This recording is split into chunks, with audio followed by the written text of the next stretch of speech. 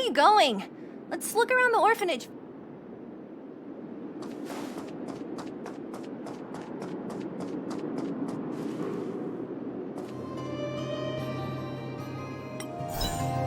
I found this. Here, take it. What is this? A brooch? Natasha would often teach us how to make different handicrafts. This must be some kid's masterpiece. And why give it to me? You gave your medal to that kid Eric. This thing might not be as valuable, but it's at least a replacement of sorts. But didn't someone work hard to make this? I can't just take it from here. You sure are prissy, huh? Just take it.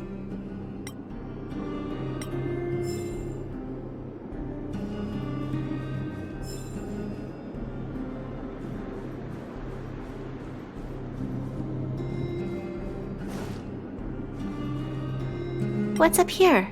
Some kind of toy? Yep. You pick. Red or blue. Blue. Look at this. After over 10 years, the teeth marks are still here. Teeth marks? All right, well, this one time, a big kid was trying to steal this toy from me. I couldn't out-wrestle him for it, so I just bit down hard and hung on for dear life. How boorish. Ugh, the swing is covered in dust. Hey, don't sit on it. It's filthy. It sure brings back memories. I still remember one time I swung super high and everyone was scared I would fly off. Who knew swinging could be so intense? At the time, I wanted to swing myself into the sky and fly up to the overworld. So dangerous. You're lucky to have lived till now. Aren't we all, though?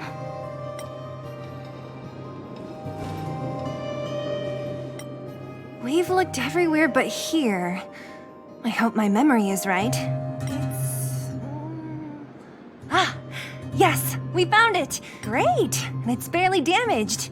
Nat wouldn't have expected her old supplies from years ago to have stayed in such good condition. You should still check the expiration date for things like rubbing alcohol. If it's expired, it won't be effective. True. Let me check a few bottles. Huh? What's this? This is something from when I was a child. When you were a child? Are you sure?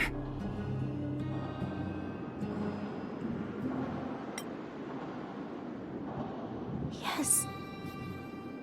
I remember now. I used to live here. Before the architects took me away, before Madame Cocolia adopted me, I used to live here. I'm an undergrounder. You're an undergrounder? Wait a minute. You're saying that Cocolia, the Supreme Guardian, adopted you? Then... Yes. I'm the successor chosen by the architects. In the future, I will become the guardian who leads Belobog. Why? Why didn't I remember this until now? My childhood memories are so blurry.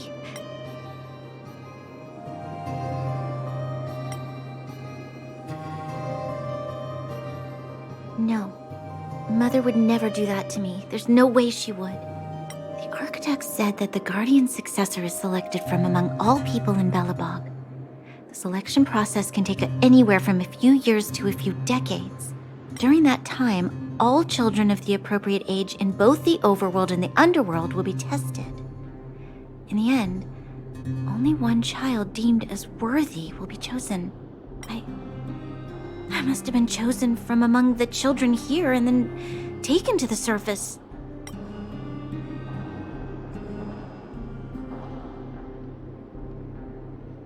The kids at the orphanage are always coming and going. I never thought that there would have been a future Supreme Guardian among us.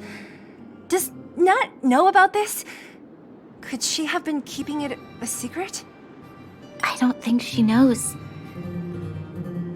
The selection of the successor is done with utmost secrecy. And the child chosen must completely say goodbye to their past. And thus, I became the daughter of Madame Cocolia. My only identity is that of guardian successor. But I'm not good enough. Every day I see Silvermane guards sacrifice their lives in the Fragmentum, but I've never had the resolve to try to change Mother's mind. The underworld has been struggling, but I never tried to help. I didn't even know that it was my own home that had fallen into such a dire state. In the end, I haven't been able to guard anything. How could they have thought that I was worthy to be the successor? Hey, are you done? Huh? Wow. So annoying. What? What? You thought I should feel sorry for you after your little speech? You can hide in your palace while you fuss over your overworld problems. And on the front line, it's not even you who's putting their life in danger. But in the underworld, what do we worry about? If we'll have food for our next meal, or survive to the next week. Even if I am but a small glimmer of light in this world, I must try my best to shine brightly for others. Didn't you say that?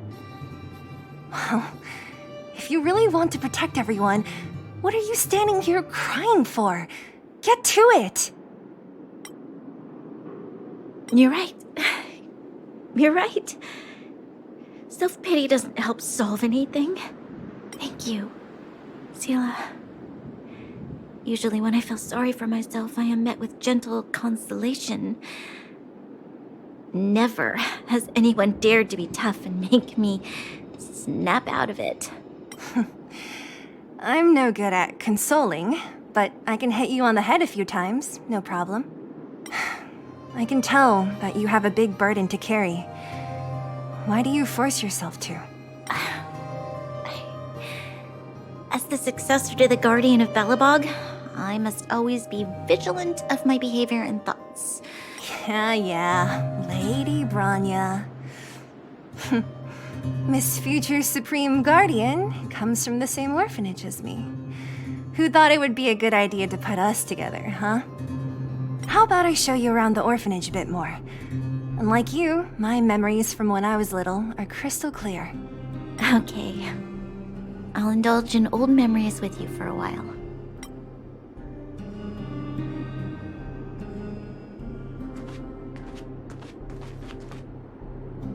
I should let those two be alone for a bit. The only thing left to find is painkillers. I'll see if there's any nearby.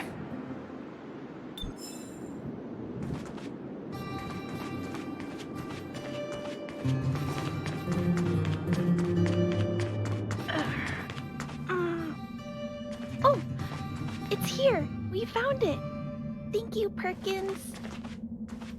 Don't mention it, Clara.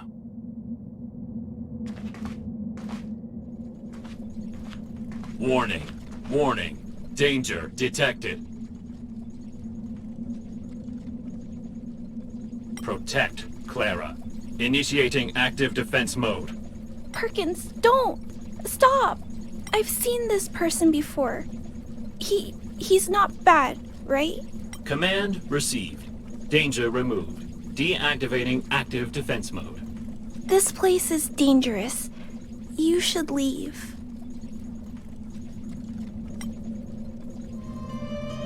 Oh, I came here for these painkillers too. There are a lot of people hurt at the Vagrant camp. I guess the miners are no different?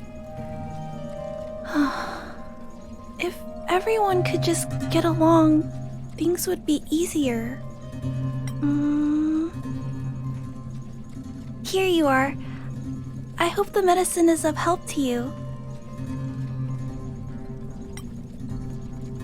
Mr. Svarog, he's my family. I met Mr. Svarog when I was real little. He took me in and took care of me. I'm really sorry about what happened back in the Great Mine. Mr. Svarog doesn't trust any humans besides me, especially everyone from Wildfire. Mr. Svarog doesn't want to hurt people, but he always follows the calculations of his analysis. He thinks that interaction with humans is inefficient. Wildfire wants everyone to leave the underground, but Mr. Svarog wants everyone to stay here. According to his calculations, the overground is already unsafe.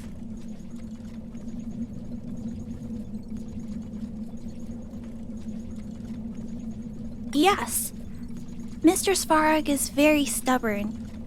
He says that his responsibility is preservation. To do that, he must make decisions that best protect humanity.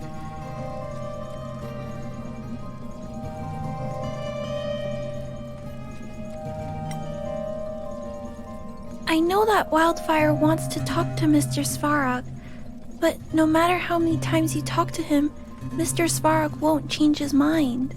So please trust me. I'll try to persuade Mr. Svarog. Hopefully one day he'll finally listen. Clara, what are you doing here? You're Miss Sela from Wildfire. I came here to...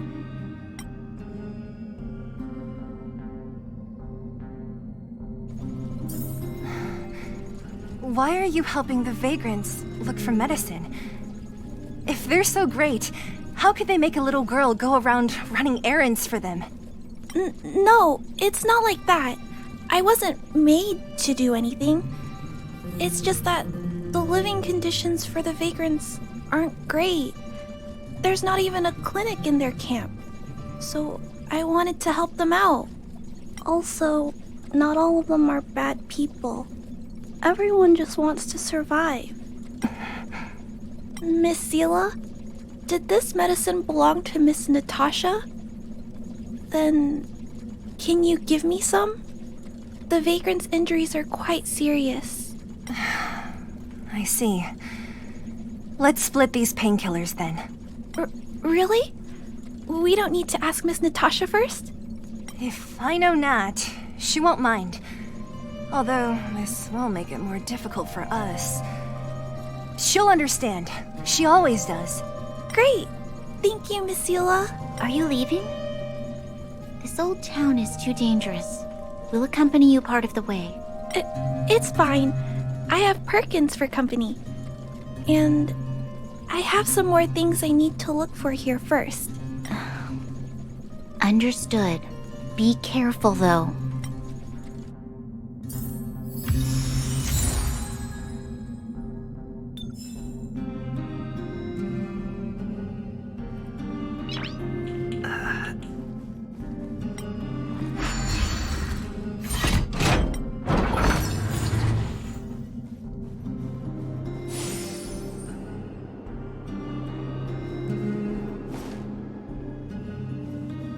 Metal plates and bandages, rubbing alcohol, painkillers. Great, that's everything. Let's go report back to Natasha in Boulder Town. I think we can still make it before sunset.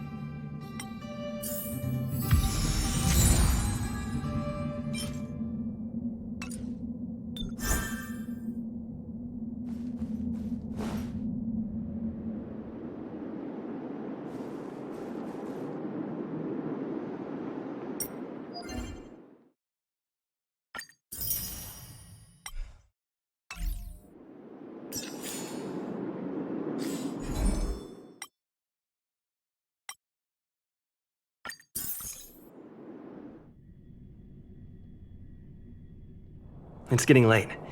Where to now? Nat, we're back. That's our Zila. Nothing if not punctual. So, did you find any usable supplies? Oh, let me see. Metal plates, gauze bandages, painkillers, rubbing alcohol. Ah, perfect. That's everything I needed. Huh. It's just, there are less painkillers than I'd expected. Did someone break into the storage room? Clara? Huh. If she was there too, then I understand. She wants to look after the injured vagrants, right? Clara's always been a kind-hearted girl. I think you made the right decision. Still, it means I'm going to have to draw up a detailed dosage plan. Hey, don't worry. I'll help you. No need. I'll handle the clinic. I assume you three have more important things to be getting on with, right? Oleg will be waiting, not to mention your two companions. I'm sure they won't mind. They seemed in good spirits. I bet old Oleg wants to talk about Svarog. We should get going. Sorry, Nat. We'll have to leave the wounded to you. Oh, no worries. I hope things go smoothly.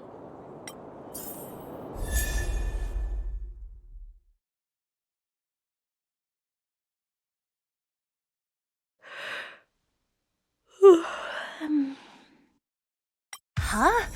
Tired already? Aren't you? We didn't get any rest last night. You're gonna have to step it up, you know? My record is 6 days, no shut-eye.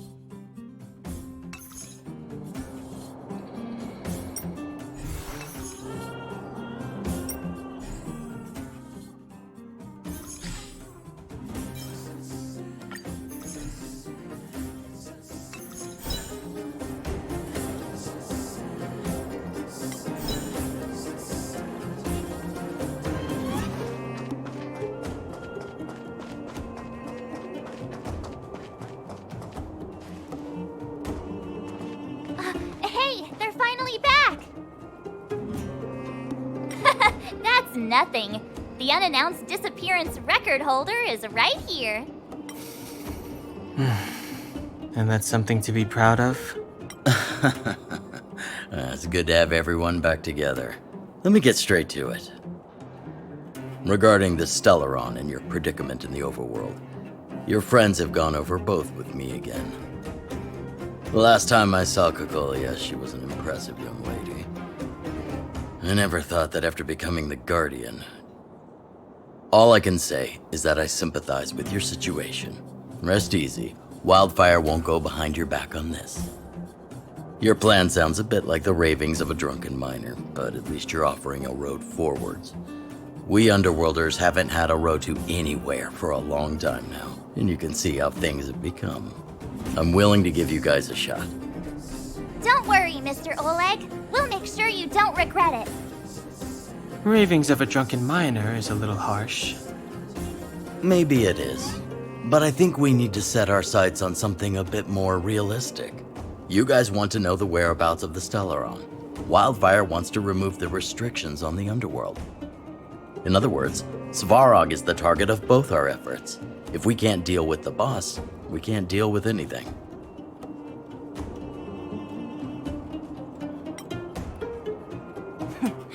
He wouldn't understand. You're forgetting he's a robot. It'd be faster to smash him to scrap metal.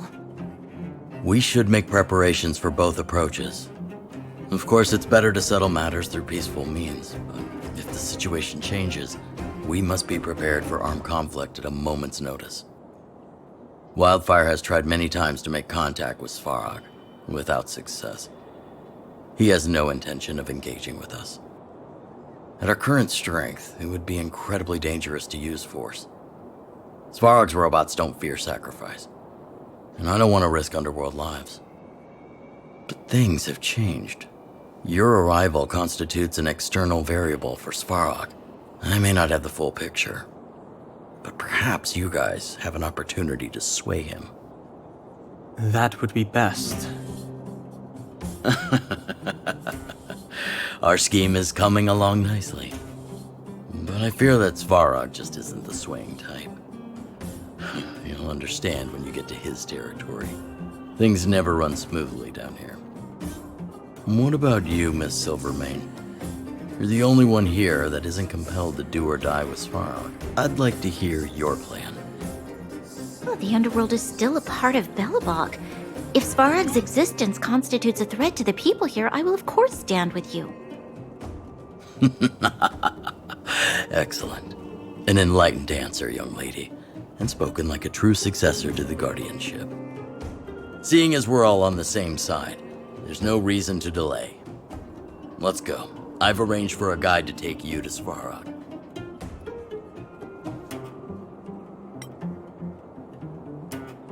Wildfire's relationship with Svarog has been hostile for a long time now. Accompanying you would only lead to misunderstandings. We'll be nearby, awaiting orders. If things go south, we'll be there in no time. Zila, perhaps you can take our outsider friends the rest of the way. I'm on it, boss.